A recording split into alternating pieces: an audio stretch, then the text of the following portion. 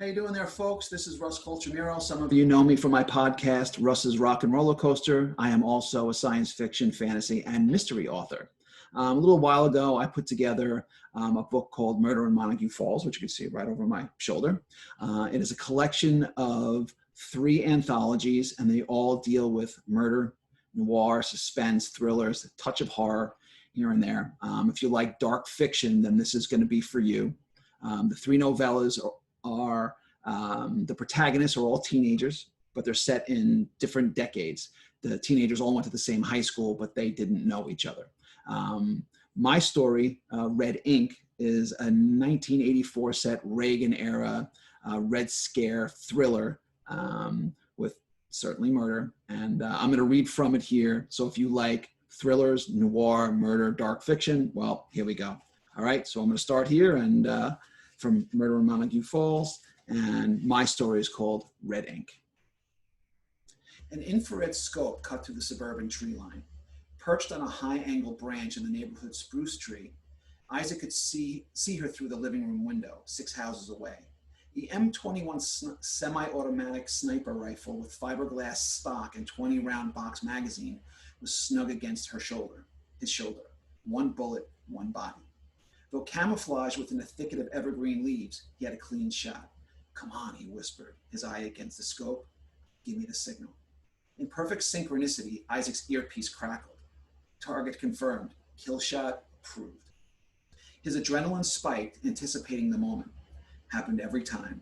Snipers embrace that liminal stasis, the precious seconds between about to pull the trigger and squeezing off the fatal round, between before and after, between life and death. The ultimate rush. But he'd been trained to control his emotions, to focus on the task at hand, to stay cool. Finger coiled around the trigger, Isaac held the piney aroma in his lungs and let it out slow, cleansing his body, freeing his mind. "Here we go," he said, barely above a whisper. "Here we..." An autumn breeze whistled across the rooftops then, swaying the branches, ruining the shot. Damn! He'd have to get in close. Isaac fitted the rifle in its black leather pouch, descended the spruce, then stashed the weapon in the bushes. From behind a hedgerow of small juniper trees, he slipped out to the sidewalk along Sycamore Lane, deceptively fertile ground for a lethal operative. After years working the territory, he had examined the terrain, studied the minutiae. He'd memorized license plates, knew the distances between telephone poles, tree lines, and street lamps, which houses sported mailboxes and which had mail slots, chimney or no, freestanding or attached garages, or single door or double. Who yelled the loudest at their kids, who drank whiskey or vodka, who smoked, who cheated on their wives or husbands. In short, he knew the neighborhood, he knew the grid. Despite the placid suburb, all he saw were access points, escape routes, and potential targets. So as he had done every Thursday night, he walked, innocently it seemed, up to the front door. Only this time he adjusted the ASP 9mm handgun in the back of his blue jeans waistband, concealed by his blue denim jacket. The custom pistol had saved his life time and again. Isaac rapped his knuckles on the front door. "Collect," he said as if it were the secret knock. After a moment of shuffled movements from within the 2-story cottage, the door opened. "Hi, Isaac," Mrs. Mcguire said. "Hey, Mrs. Mcguire, nice to see you." To the untrained eye, Isaac Fuller was just the neighborhood paperboy. He stood just 5'6" with shaggy brown hair, an oblong face, and a mild case of acne. Some found him to be a halfway decent kid whose family had fallen on hard times. To others, he was a strange, hard-to-read loser who wouldn't amount to jack shit if he amounted to anything at all. But as an elite spy and assassin, trained by the agency, that's exactly what he wanted people to see, what he wanted them to believe.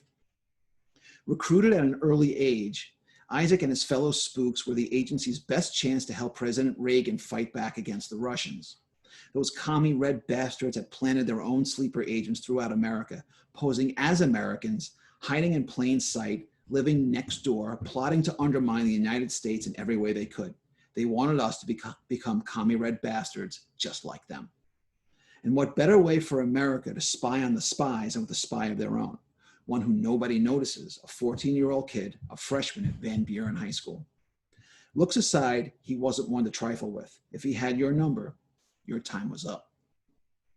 Standing in the porch light, he eyed Mrs. Mcguire, an attractive woman with short brown hair and a bob-cut, diamond stud earrings and perfectly manicured eyebrows, her sweet perfume dancing on the breeze. He'd long suspected her. Now he knew for sure. So it was you, Isaac whispered, what he meant to think. Mrs. Mcguire offered a puzzled smile as her orange and white cat tiptoed along the sill inside the living room window. What was me? Oh, it's nothing, Isaac said, improvising to cover up his mistake. A rare slip. I thought I saw you come out of the salon the other day. Jensen's, I think. Your hair. It looks great. Mrs. Mcguire blushed a little. Oh, you're very sweet. Thanks for noticing. Isaac winked at her, the gun pressed against his back. I just call him like I see him. And I see you, you commie bitch. I've got a bullet with your name on it, right between the eyes. Isaac reached behind him. In his mind's eye, he saw himself do the deed. Pop, pop, pop. But as predicted, Mrs. Mcguire handed him the money. Here you go, she said. About to lean in, primed to transact a deadly business, Isaac's earpiece crackled once more. Stand down. Kill shot revoked. Abort. Isaac quick looked to his getaway vehicle, a run-of-the-mill dirt bike with a milk crate fastened to the handlebars. But the boys in the tech department had equipped it with weapons of every kind, an assassin's machine. Isaac grinned, nodded, releasing a breath through his pursed lips. Behind his back, he unbound the grip on his handgun. Thanks, he said to Mrs. Mcguire in the most authentic, genial voice he could muster. I'll see you next week. And when I do, it'll be the last time we meet. Get home safe, Mrs. Mcguire said.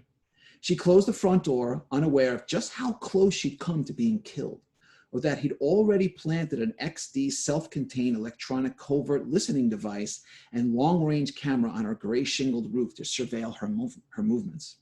Always collecting data, Isaac recorded the transaction in his little green collection book. 17 Sycamore Lane was paid up, plus a check mark in the right-hand column meaning target secured. Check mark with a circle around it meant target eliminated. And so it went, Isaac knocking on doors or ringing doorbells, keeping his cover intact. He did the same on the next block, Mulberry Lane, and wrapped up on Greenfield Street. By the time he'd finished collecting, he'd caught up with 22 of the 37 houses on his route. Percentage-wise, Thursdays were the best nights, a school night. He'd head back out again Friday and Saturday night. Anybody he missed by then, he'd get the next week. Back home, Isaac parked his dirt bike in the garage against the old wood cabinets and next to the lawnmower. He went inside the house and hung his jacket. He navigated the narrow hallway, waving hi to his mom, who was in bed watching Dynasty while his dad was out just driving around. He did that a lot. He didn't used to. Isaac leaned against the kitchen sink, standard procedure after working his territory, scrubbing the newsprint from his hands and from underneath his fingernails, the cheap ink practically embedded in his flesh. He poured himself a glass of milk, went down to the basement, dug out a secret stash of peanut M&Ms, then sat at the folding bridge table on the matted red carpet. He counted his loot and updated his surveillance log for the agency.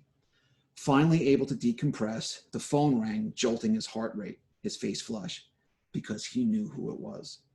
Hey, Danny Larson said from the other end of the phone on the other side of town. How'd you make out? Still counting, Isaac said. It cost Isaac $2.05 to purchase a 7-day package of the Daily Ledger from the publisher, with the retail price to customers set at $2.75.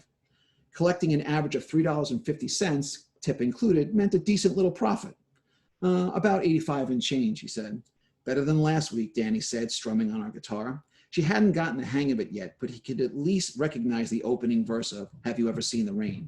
She sang too. Hesitant, but in key. But let me guess, she said, you were out doing the super spy game when you're out? Catch any Russians? Hey, Isaac said as he spread out the various coins, isolating the quarters, dimes, and nickels into separate piles. Not so loud, you'll blow my cover. Oh, please, Danny giggled. Isaac could almost hear her eyes rolling at him as she leaned back on her bed, draped in her Benetton sweatshirt. So who was it tonight? Mrs. Jenkins, Mrs. Ehrlich, Mrs. Gagne? She'd totally deserve it. Mrs. Mcguire, he said. Aw, but she's so nice. I bet you say that about all the Russian spies, but that's how they get you. They smile and give you cookies and pretend to really like you, then whammo, they bring the entire Russian army down right on your head. Whammo, Danny said. Yeah, Isaac said. Whammo. Danny chuckled. Aren't you getting a little old to be a fake secret agent? It was fun when we were like 10, but we're in high school now. Let the actual spies do the dirty work. Just saying. I'll make you a deal, Isaac said, the phone cradled between his left shoulder and his ear. You stop lip syncing like a virgin into your hairbrush in your underwear. His heart spiked again when he said underwear, tiptoeing into flirt territory. And I'll stop pretending I'm James Bond. Isaac wasn't delusional. He knew he wasn't a spy. He didn't have a gun, rocket launcher, or exploding fountain pen, and he didn't report to a secret agency. But for someone on his own as much as he was, out on his route every day, year-round, with nothing but time on his hands, it was fun to fantasize, a way to kill time. A little wish fulfillment, he figured, never hurt anyone. It was just a game. Well, anyway, so that's what I got so far from Red Ink. The stakes get much more treacherous as we go on from there. But if you like what you heard, there's more from that where that came from. So again, this is Murder in Montague Falls, published by Crazy 8 Press. Again, there are 3 novellas, one from myself, from Patrick Thomas, and from Sawney Hatton.